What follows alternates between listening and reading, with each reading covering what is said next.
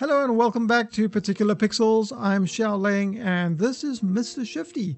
For those of you who have played Hotline Miami will probably be quite familiar with a game like this, except in Mr. Shifty you don't have any guns. Unlike Hotline Miami, you will be teleporting around and you'll be punching enemies and looking like a badass when you do it.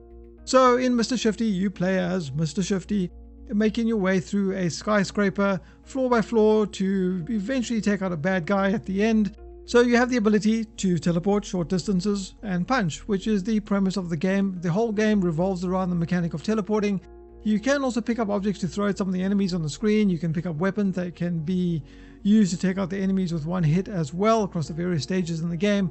Picked up weapons and thrown weapons will kill enemies with one shot. However, punching enemies will take 2 shots at the minimum depending on the enemy that you are fighting.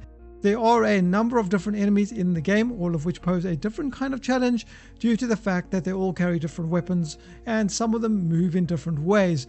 So some have pistols and shotguns and machine guns, and others can teleport like you and also have melee weapons. So there's a little bit of variety to the enemy compositions that you'll come across.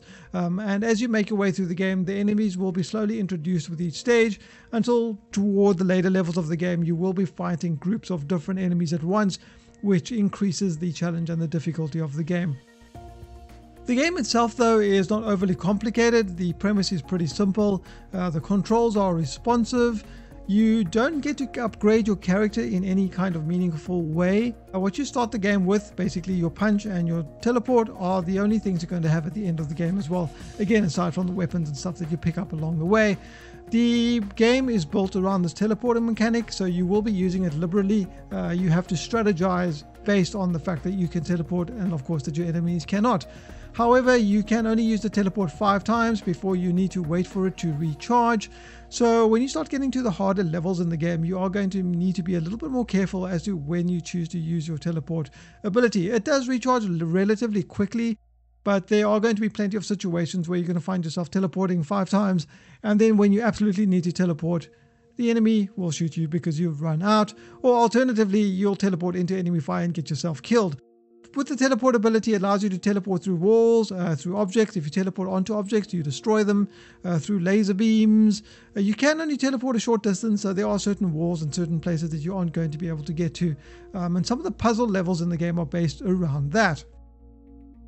The weapons that you pick up in the game, from teleporting to objects that break like bookshelves or provide you with a pole essentially, they can only perform 2 or 3 hits before breaking and then forcing you to find another one, which will then make you have to go back to your punching ability.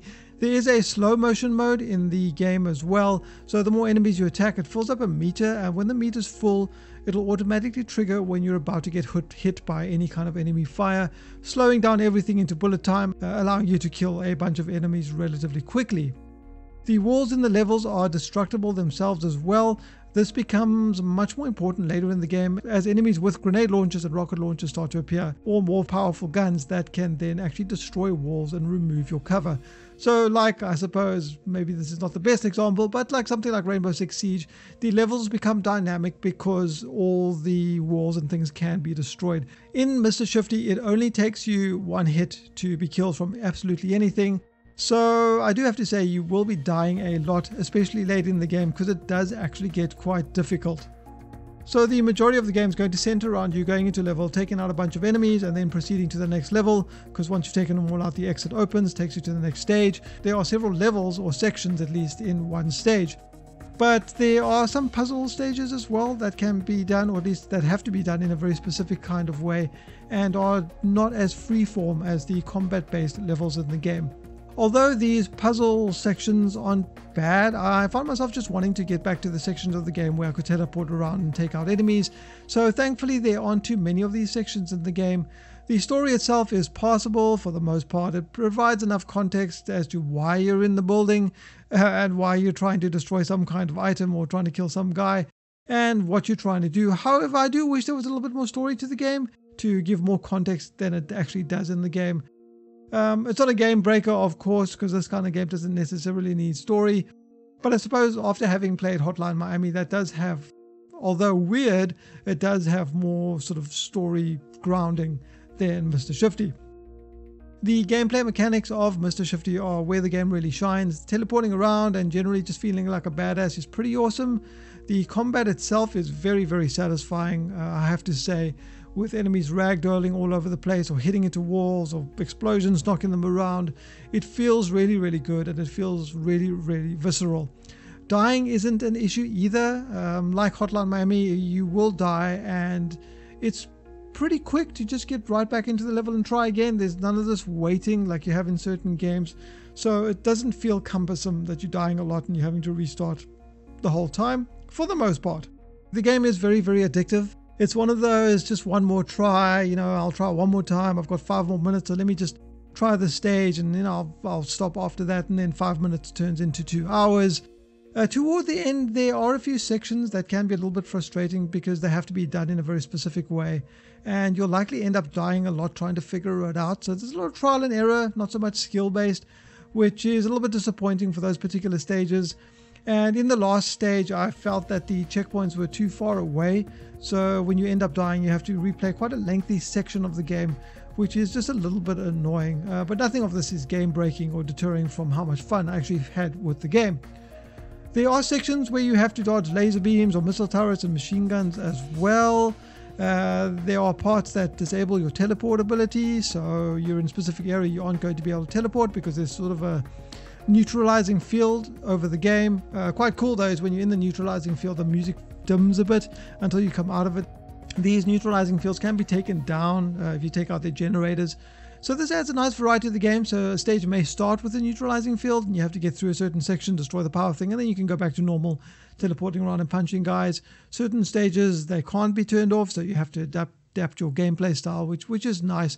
And it's nice that there aren't too many of these as well, that they become more of a frustration than enjoyable. Performance-wise, the game runs fine, although toward the end when the enemy count gets pretty high, it seems like the frame rate takes a bit of a dip.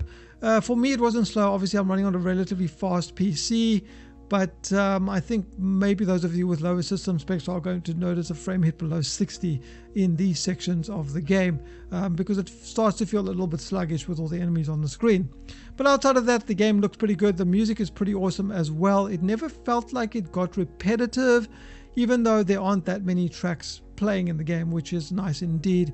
Mr. Shifty is basically Hotline Miami, if I have to sum it up, but with fists and the ability to teleport around like a badass. The simplicity of the game, I think, is where the strong point is, as I mentioned earlier. In my 5 hours or so with the game, I think it was about 5 hours, according to my Steam profile, it took me to get to the end. I never really felt that the game got repetitive. The majority of encounters in the game were always enjoyable. They are replayable. There is a scoring system in the game where the faster you do things, you can go around and beat your high score. But I've actually had a really good time with Mr. Shifty, and I think that if you've enjoyed Hotline Miami, or even if you didn't, I suppose, it would be worth checking out this game. It is really, really good. The other thing I do want to say though is that I played the game through with a gamepad, since that's what the game recommended. It does have keyboard and mouse support for those of you who want to do that, but as I said, the game recommends you play that with the gamepad. The keyboard and mouse controls do work, you can get things done, but I think in a game like this, at least for me, I'm used to the controller, so I would probably recommend that as well. The other thing I want to say though is also there is no difficulty option in the game, so what you play is what you get. And so replaying stages aren't going to make them harder, but as you improve and as you get better at the game, you're going to be able to get better times and stuff. And of course, this is a single player game, so there's no multiplayer aspect really to talk about that. Anyways, guys, that's been a look at Mr. Shifty. As usual, if you have any comments or questions, you can leave them in the section below. Thanks, guys, for watching. If you enjoyed the video, please share it. Give it a like if you liked it, if you dislike it, if you didn't like it. And don't forget to subscribe if you want updates when I release new videos. Anyways, guys, I've been Xiaoling. Until next time.